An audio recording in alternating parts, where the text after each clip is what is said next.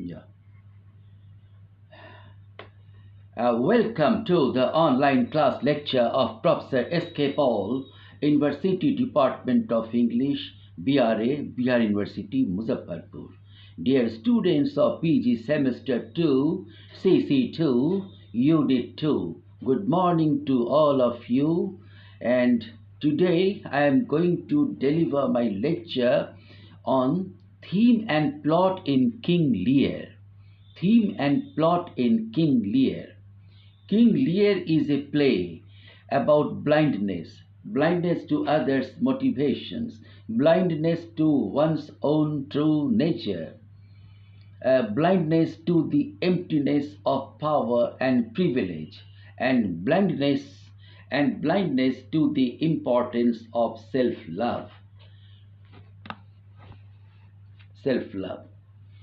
Lear's only desire is to enjoy a comfortable, a carefree old age, but he fails to see the role his absolute power has played in shaping his relationship with his daughters, whom he expects to take care of him. Once he loses his power, Lear gains insight into his own nature and realizes his shortcomings, admitting, "Mine eyes are not over the best." And tragically, this self knowledge comes too late at a point when Lear has forfeited the power that might have enabled him to change his fate. He finally sees the world as it really is, but is powerless to do anything about it. He dies after saying the final verse, look there, in Act 5. Scene 3, a literal command that the others look at Cordelia, but also a symbolic plea that the survivors see themselves and the world more accurately. The play opens with a glimpse of the subplot that mirrors the main action, as Gloucester explains that he has two sons, one legitimate and one illegitimate, but he tries to love them equally. They discuss Lear's plans to divide his kingdom, suggesting that he has already decided to share equally among his daughters.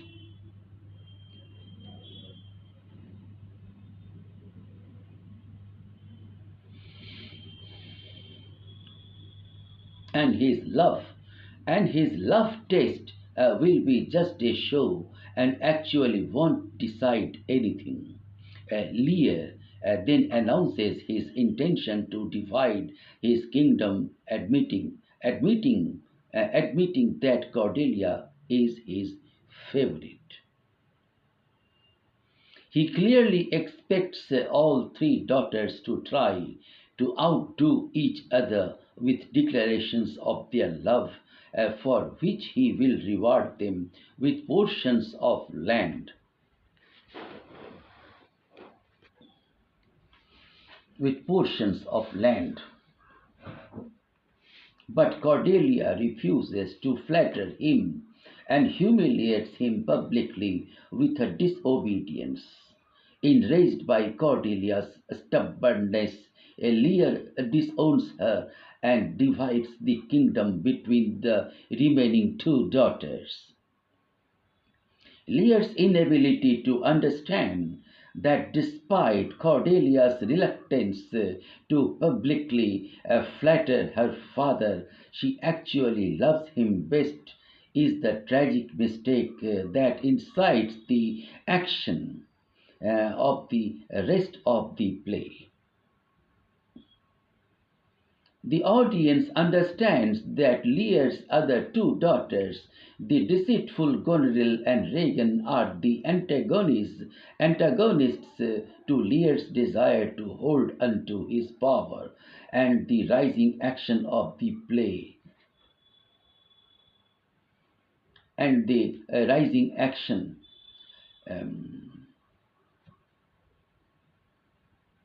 and action of the play see these two characters actively thwarting their father and hastening his downfall. After dividing his kingdom between Gonadil and Regan, Lear continues to demand that his daughters care for him, expecting to retain the privileges of the crown without the responsibilities.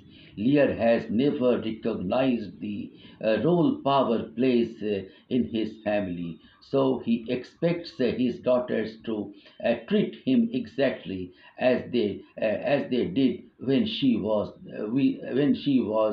their king. Instead, Regan and Goneril treat Lear according to his new status as a powerless old man. Lear is deprived not only of the loving care he expected from his daughters, but also of his attendant knights and finally even the shelter of their roofs. Meanwhile, the subplot reverses the structure of the main plot, while Lear mistakenly believes that power plays no role in his family. Edmund is all too aware of the role power plays in his angry that his illegitimate status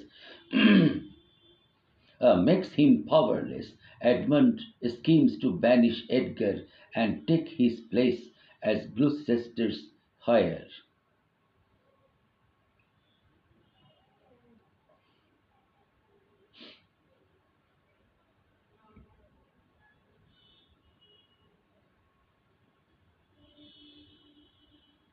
He tries to make the storm obey him, and the result is that he is deprived of the two comforts he has left. Lear spends much of the storm talking with Edgar, who is disguised as a mad beggar called Poor Tom, and helps Lear see that his king that he failed to care enough that he failed to care enough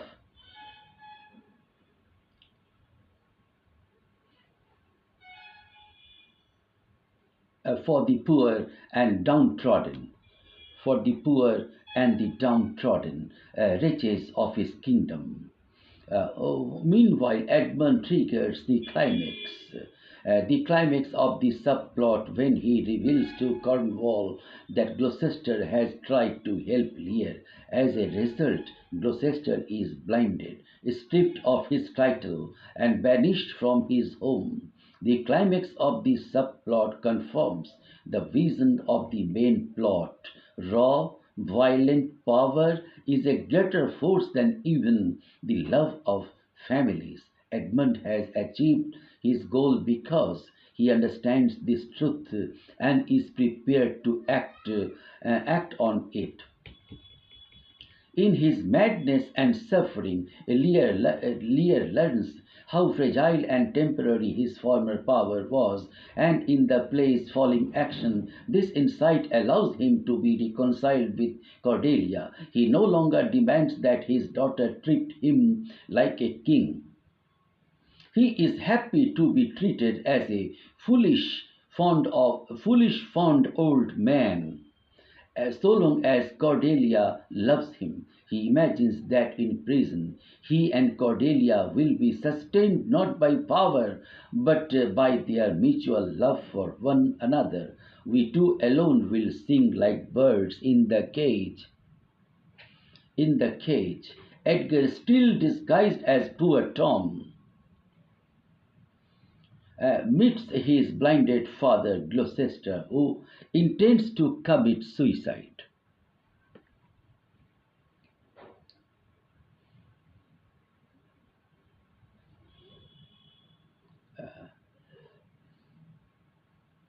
Gloucester, who intends to commit suicide. Both men are so damaged by the political power that has crushed them. Edgar forced to hide, Gloucester suicidal and unable to see that father and son are unable to be truly reconciled.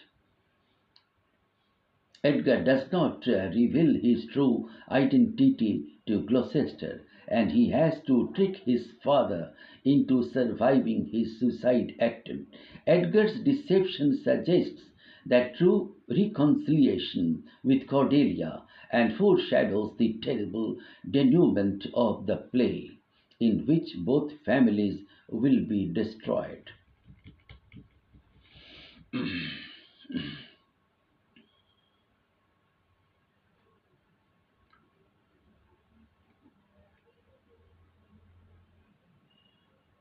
The play's denouement involves the deaths of many of the characters, most of them violent.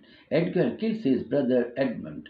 Edgar also unintentionally kills his father, who is overcome by the discovery that his son has survived and forgives him. Edgar is restored to power as the new Duke of Gloucester, but like Edmund, he has had to destroy his family to do it. Lear's family is also destroyed. Regan, Goneril, Cordelia, and finally Lear himself all die. The center of the denouement is Cordelia's death. Even though Edmund reverses his orders to have Cordelia and Lear killed, his decision comes too late. This truth echoes the fatalism of the entire play. A mistake once made can't be undone, just as Lear can't undo his fatal mistake of giving the wrong daughters his kingdom. In the play's final scene, Lear carries Cordelia's body out on stage, howling with grief. Howling with grief. Lear has finally learned to love his daughter without asking for anything in return, only to have her taken from him. All Lear's suffering has been for nothing. King Lear was first printed in 1608. This initial printing is now referred to as the first quarto. Another quarto version was printed in 1619, and King Lear appeared again in a 1623 folio edition.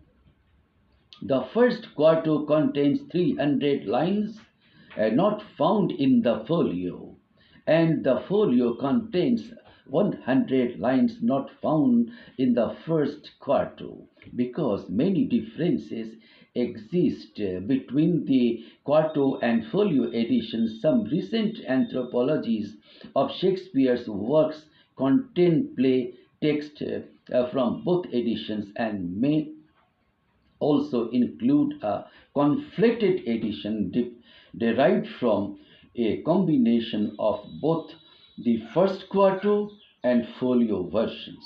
Although the text was not printed until 1608, the play was performed in December 1606. The exact date of composition is not known, so scholars often try to base the point in time on references in the play itself. Because of this uncertainty and the textual references, the composition of King Lear may have taken place anywhere from 1604 to 1606.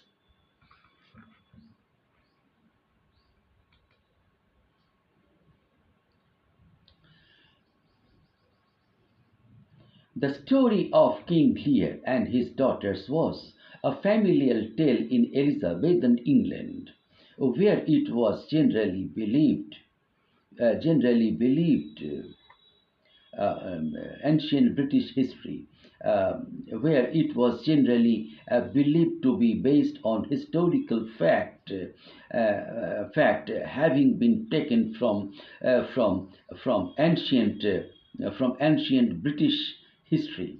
A legal case of the times also may be due credit for contributing to the drama in an act that generated extensive publicity two daughters attempted to have their father declared insane so that they might seize his estate. The younger daughter, Cordell, objected. This similarity of name and plot might have sparked some interest in resurrecting a familiar plot. However, accounts of King Lear surface in several texts, so Shakespeare may have turned to other sources as well in exploring this ancient story. Lear's story appears in Geoffrey of Monmouth's Historia Regum Britanniae, published about 1135. This text includes insights into the kings of the ancient pre-Christian Britain. Years later, Lear's story is repeated in Raphael Holinshed's 1577 book, Chronicles of England, which includes an ending in which Cordelia and Lear both survive her sister's treachery. Cordelia succeeds her father to the throne upon his death, but she is later imprisoned and commits suicide. The John Higgins 1574 edition of Mirror for Magistrates introduces the name of Albany and includes the story of Cordelia, in which she commits suicide, something that does not occur in the older play. The Lear story is also retold in Edmund Spenser's 1590 epic poem, The Fairy Queen, where Cordelia commits suicide by hanging. The Gloucester plot may have been taken from Sir Philip Sidney's 1590 poem Arcadia, in which an old prince is blinded by his illegitimate son, but is ultimately saved by his legitimate son. Much of the events that occur to Gloucester are derived from this source. The true chronicle of King Lear's first entered into the Stationer's Register in 1594, although there is no record of its publication until the 1605 edition appears. This source, while containing the basic Lear story, is grounded in Christianity, something not contained in the story of the ancient Lear or in Shakespeare's Lear. Many scholars do find ample evidence of Christian ideology in King Lear, but no overt emphasis on Christianity as there is in Shakespeare's principal source. The old play has a happy ending where evil is punished and good is rewarded, thus reinforcing the Christian belief in divine justice instead of proposing such easy answers. Shakespeare leaves leaves his audience leaves his audience to ponder the role of God and divine justice, as he did so often in borrowing from sources. Shakespeare wove threads of historical accounts and original writings to create the fabric of his own King Lear. By the time Shakespeare was writing King Lear, the English had survived years of civil war and political and religious upheaval. Considerable turmoil followed the death of Henry VIII, and under his oldest daughter's rule, Mary I, the country experienced both the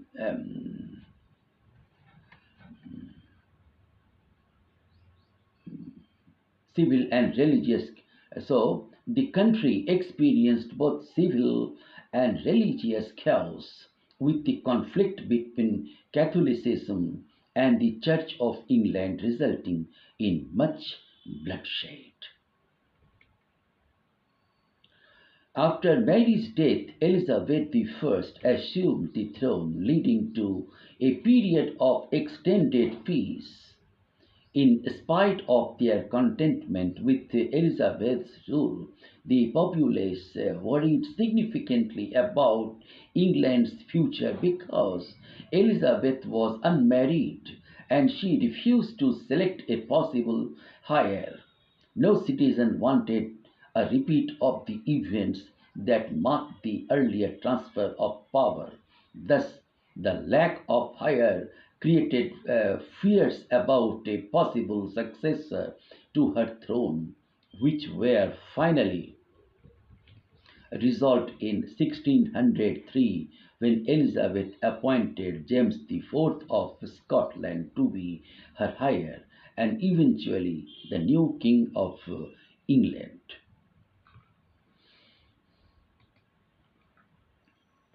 The English understood that a strong country needed an effective leader to protect it from potential invasion. Elizabeth's powerful leadership had saved England when the Spanish attempted an invasion in 1588, and much of the credit for her success was attributed to her earlier efforts to unite England and to end the dissension that was destroying the country. No ruler would have deliberately chosen to divide a kingdom not after having witnessed the conflicts that had marked England's recent history. The division of a country would have leading it to squabbles between petty lords and absence of an effective central government, and thus the absence of an effective defense. After this long period of uncertainty, Shakespeare's Elizabethan audience would have been horrified at Lear's choice to divide his kingdom and so create disunity. Now, I would like to discuss on the structure of the play King Lear.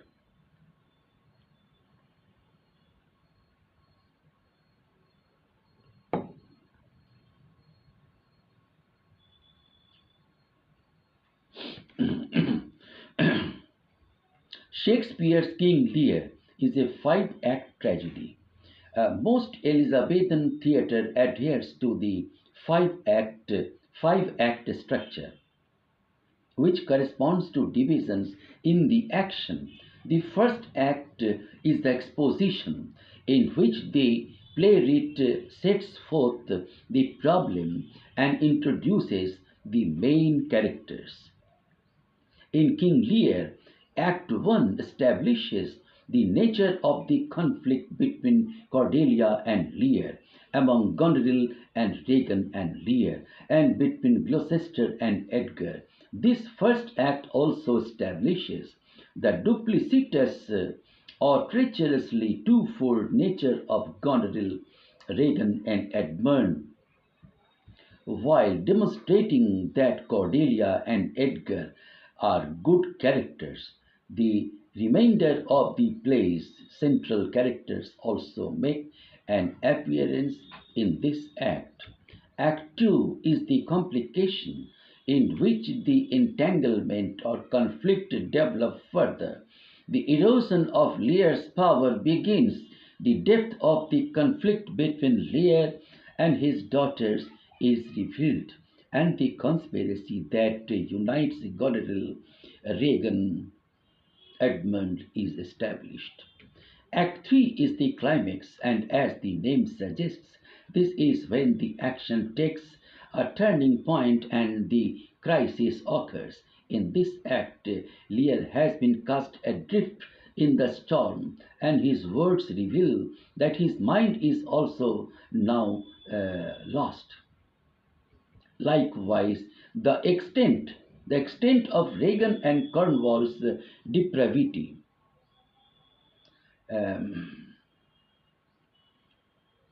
depravity is revealed as they torture Gloucester, ultimately gauging out his eyes.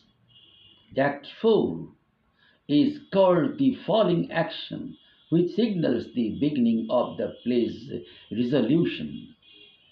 In this act, Edgar reunites with his father, although Gloucester is still unaware that Edgar is his son, and Cordelia returns to Lear, who begins to emerge from his madness. In action that indicates the approaching downfall of the conspirators, Cornwall's death is revealed, and Edgar kills Oswald. The audience sees in Act 4 the tragedy overtaking the hero as well as the efforts in progress to aid the hero. Act 5 is called the catastrophe, wherein the conclusion occurs. As the name suggests, this act brings closer to the play a resolution to the conflict and death to the hero. As the play draws to a close, Regan and Goneril die. Edmund is killed in duel with his brother. Lear and Cordelia die, and Edgar is chosen to restore peace to the kingdom. Now, I would like to discuss on literary devices of King Lear. Students of Shakespeare's plays quickly come to appreciate the literary devices that the playwright employs in constructing his tragedy. For example, most Shakespearean tragedy contains elements of comic relief designed to provide a sort of catharsis, a chance for the audience to catch its breath. But in this case, no comic relief relieves the tension as Lear plays out the drama that his decision has set in motion. Characters who in other tragedies might contain comedic elements, such as the fool, are far removed from comedy. The fool's purpose is to make Lear laugh, but instead he functions largely as a Greek chorus, commenting on the action and pointing out Lear's subtleties of his behavior and dangers that he faces. But his compassion, tinged with sarcasm, is never funny. Shakespeare also uses soliloquy as an important literary device in his plays. Most Shakespearean tragedies contain soliloquies because they offer a way for the playwright to divulge the character's inner thoughts.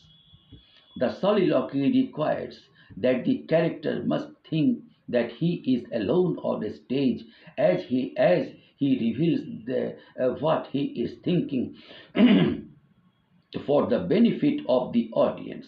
King Lear contains 11 soliloquies, with Edmund using this device most often to explain his plotting to the audience.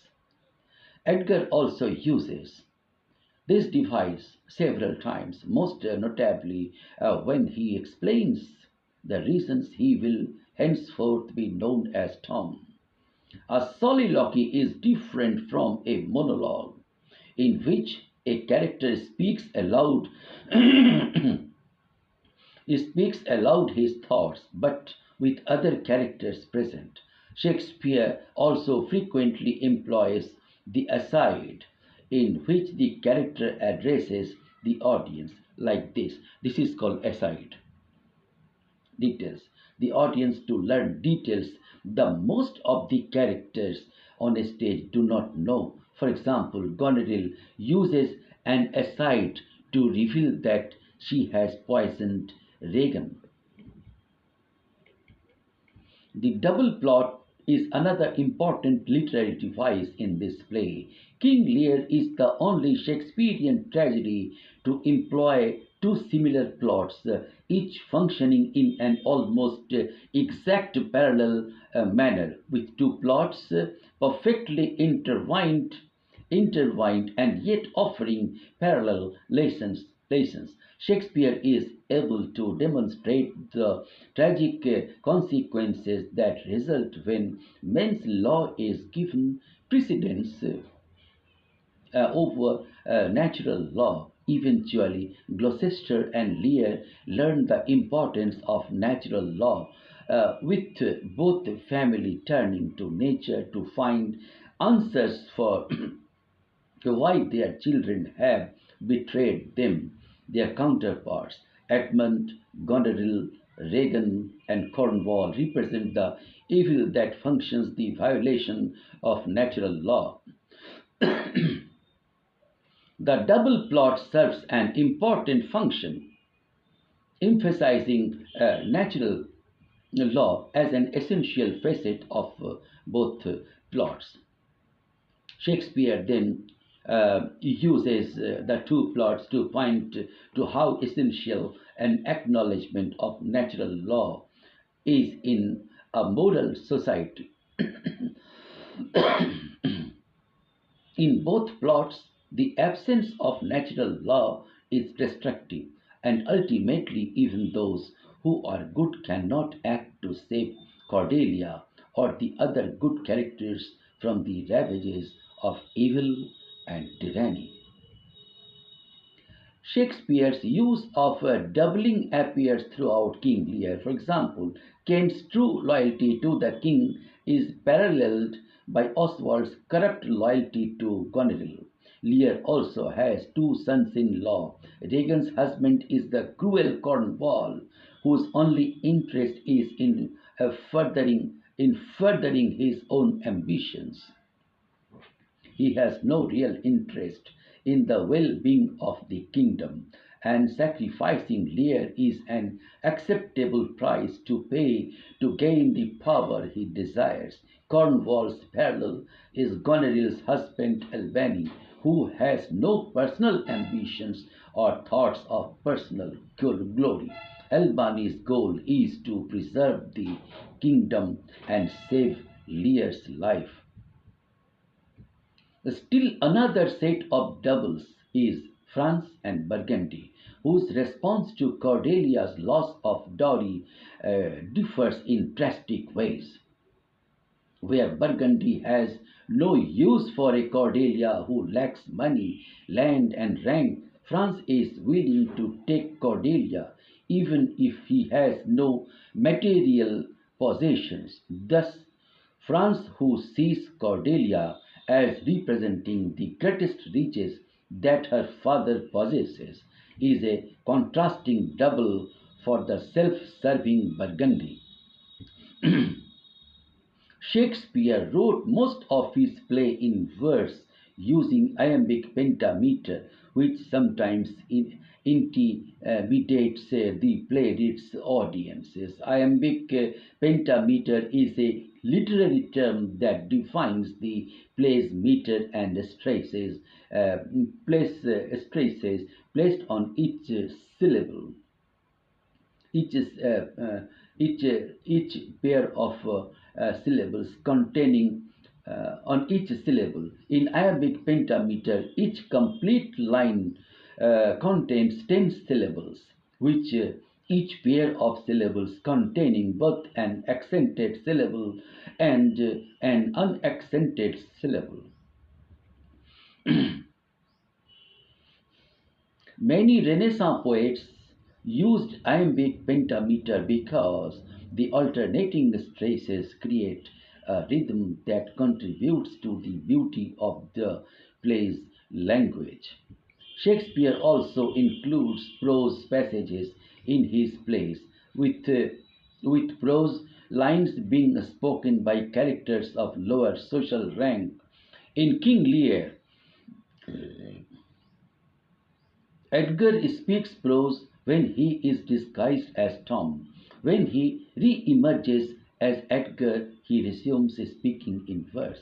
A Shakespearean glossary can help in understanding the language, but the biggest assist, assist comes with practice. Reading and listening to Shakespeare's words becomes easier with repeated exposure. Reading aloud also helps in becoming familiar with early modern English.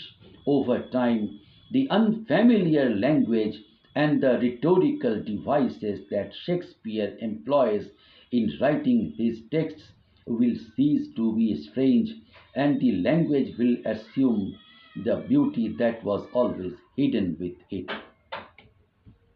Themes are the fundamental and often universal ideas explored in a literary work. King Lear, the play, has several themes to discuss. First is justice. King Lear is a brutal play filled with human cruelty and awful, seemingly meaningless disasters. The play's succession of terrible events raises on an obvious question for the characters, namely whether there is any possibility of justice in the world, or whether the world is fundamentally indifferent or even hostile to mankind. Various characters offer their opinions. As flies to wanton boys are we to the gods, they kill us for their sport. Gloucester Gloucester muses, realizing it foolish for humankind to assume that the natural world works in parallel with socially or morally convenient notions of justice. Act 4, Scene 1, lines uh, uh, from 37 to 38. Edgar, on the other hand, insists that the gods are just, believing that individuals get what they deserve, but in the end we are left with only a terrifying uncertainty. Although the wicked die, the good die along with them, culminating in the awful image of Lear cradling Cordelia's body in his arms. There is goodness in the world of the play, but there is also madness and death, and it is difficult to tell which triumphs in the end. Now, second theme is authority versus chaos. King Lear is about political authority as much as it is about family dynamics. Lear is not only a father but also a king, and when he gives away his authority to the unworthy and evil Gondil and Regan, he delivers not only himself and his family but all of Britain into chaos and cruelty. As the two wicked sisters indulge their appetite for power, and Edmund begins his own ascension, the kingdom descends into civil strife, and we realize that Lear has destroyed not only his own authority but all authority in Britain. The stable, the stable hierarchical uh, hierarchical order that Lear initially represents falls apart, and disorder engulfs the realm.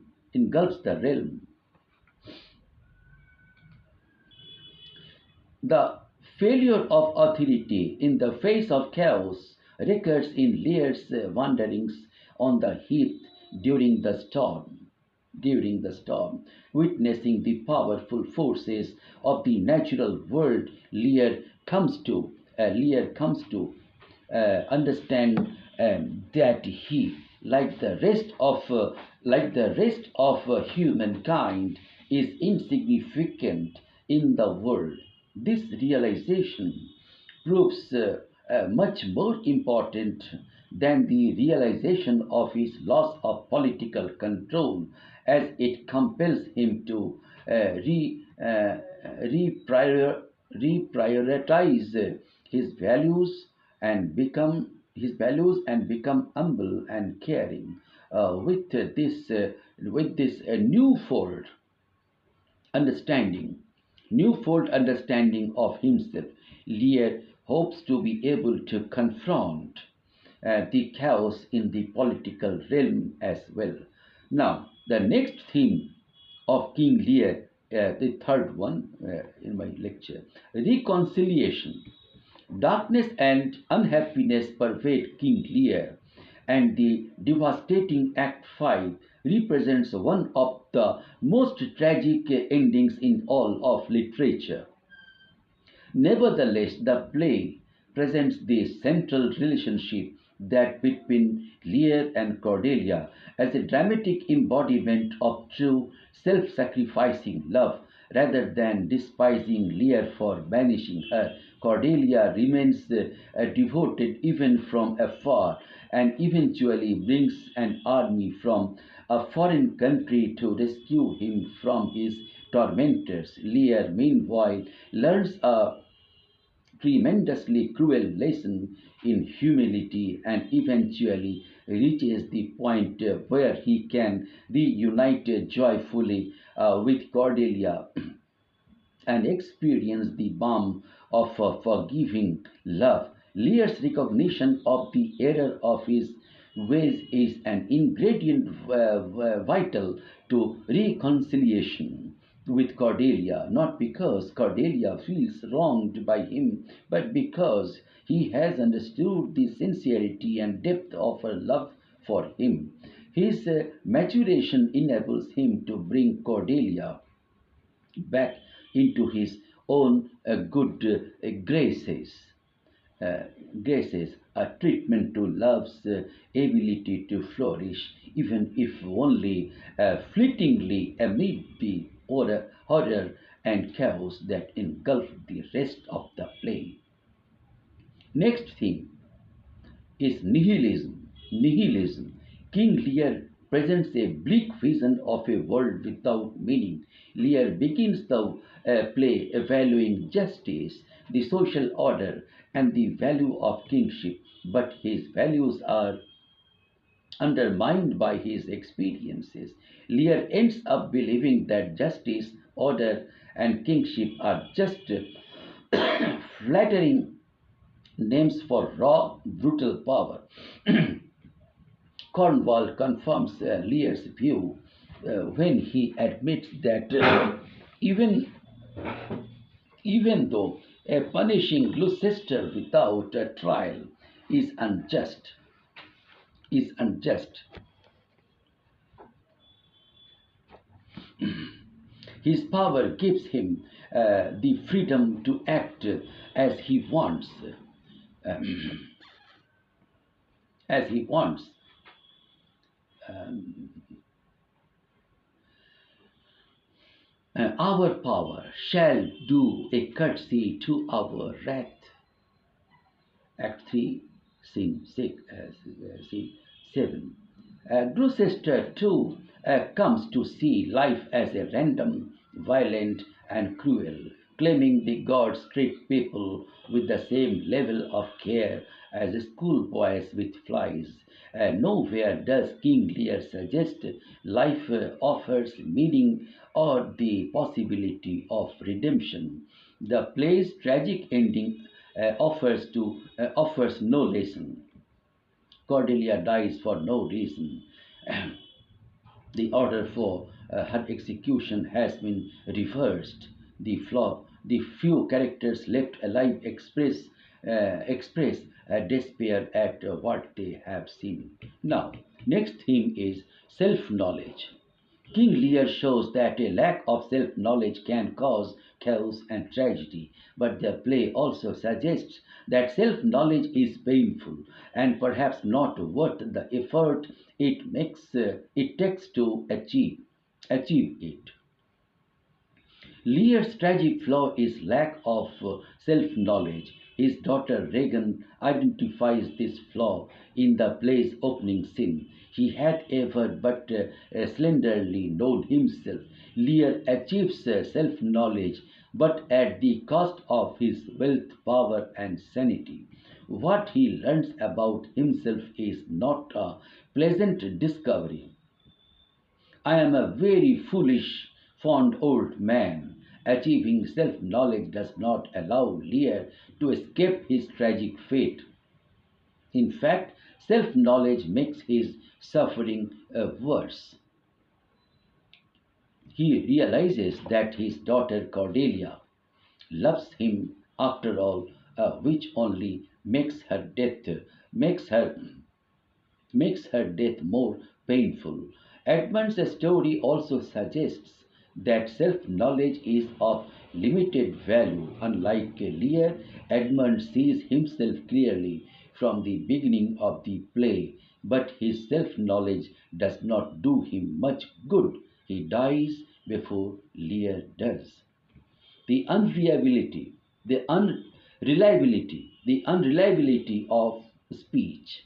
King Lear suggests that people's speeches and words are not always reliable and trustworthy. The tragic events of King Lear are set in motion because Lear believes that loving speeches Goneril and Regan make, even though they are obviously deceitful. Goneril claims her love makes a speech unable, which is emptied of meaning because she is in the middle of a long speech.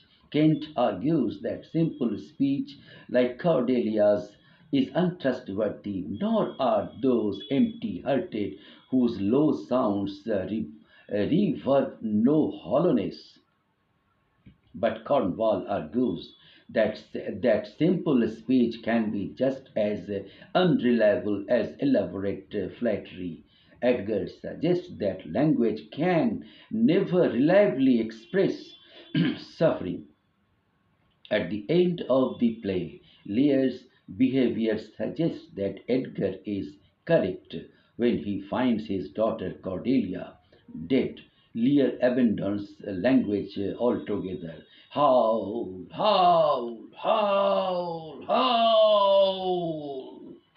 Act 5, Scene 3.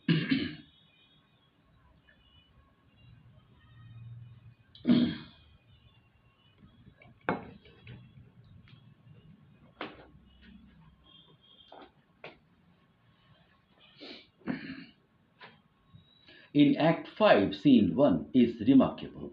In the British camp near Dover, Regan asks Edmund if he loves Goneril and if he has found his way into her bed. Edmund responds in the negative to both questions. Regan expresses jealousy of her sister and beseeches Edmund not to be familiar with her.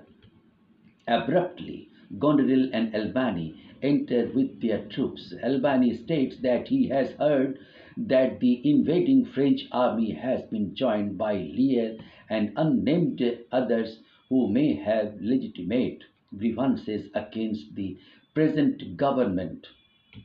Despite his sympathy toward Lear and these other dissidents, Albany declares that he intends to fight alongside Edmund, Regan, and Goneril to repel the foreign invasion.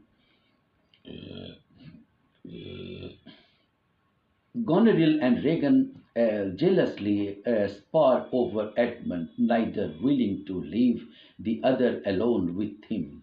The three exit together.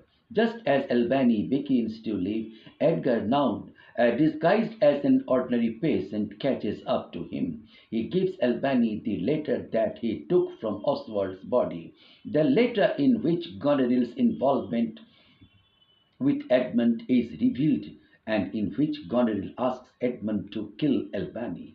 Edgar tells Albany to read the letter and says that if the Albany wins the upcoming battle, he can sound a trumpet and Edgar will provide a champion to defend the claims made in the letter. Edgar vanishes and Edmund returns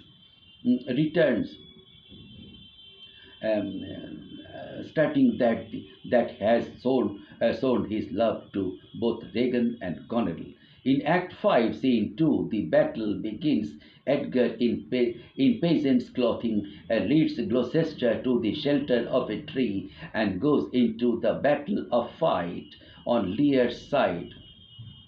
He soon returns, shouting that Lear's side has lost and that Lear and Cordelia have been captured. Gloucester states that he will stay where he is and wait to be captured or killed. But Edgar says that once death occurs at a predestined time, persuaded Gloucester goes with Edgar. In Act 5, in scenes 1 and 2, in these scenes, the battle is quickly commenced and just as quickly concluded. The actual fighting happens off stage during the short Act 5 scene 2. Meanwhile, the tangled wave of affection, romance, manipulation, power, and betrayal among Goneril, Regan, Albany, and Edmund has finally taken on a clear shape. We learn from Edmund that he has promised himself to both sisters. We do not know whether he is lying to Regan when he states that he has not slept with Goneril, nor can we deduce from Edmund's speech which of the sisters he prefers, or in fact whether he really loves either of them. But it is clear that he has created a problem for himself by professing love for both. It is clear now which characters support Lear and Cordelia and which characters are against them. Albany plans to show Lear and Cordelia mercy. Edmund, like Goneril and Regan, does not, since all of these characters are theoretically fighting on the same side, the British. It is unclear what the fate of captured Lear and Cordelia will be. Ultimately, the sense that one has in this sense is of evil turning inward and devouring itself. As long as Lear and Gloucester served as victims, Goneril and Regan were united. Now, though with power concentrated in their hands, they fall to squabbling over Edmund's affections. Edmund himself has come into his own, taking command of an army and playing the two queens of against each other. It is suddenly clear that he, more than anyone else, will benefit from Lear's division of the kingdom. Gloucester's bastard may indeed shortly make himself king. Edmund leads in Lear and Cordelia as his prisoners. Cordelia expects to confront Regan and Goneril, but Lear vehemently refuses to do so.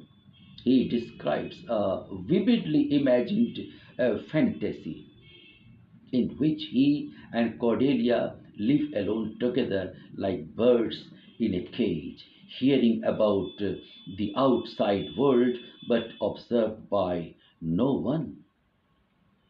Edmund sends them away. Edmund sends them away,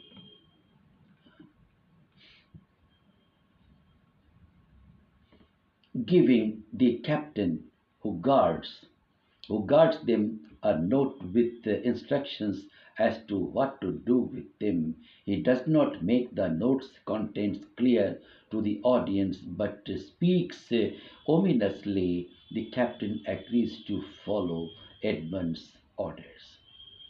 So, this way, my dear students, I have completed my lecture for today. Thank you. Thank you, all of you.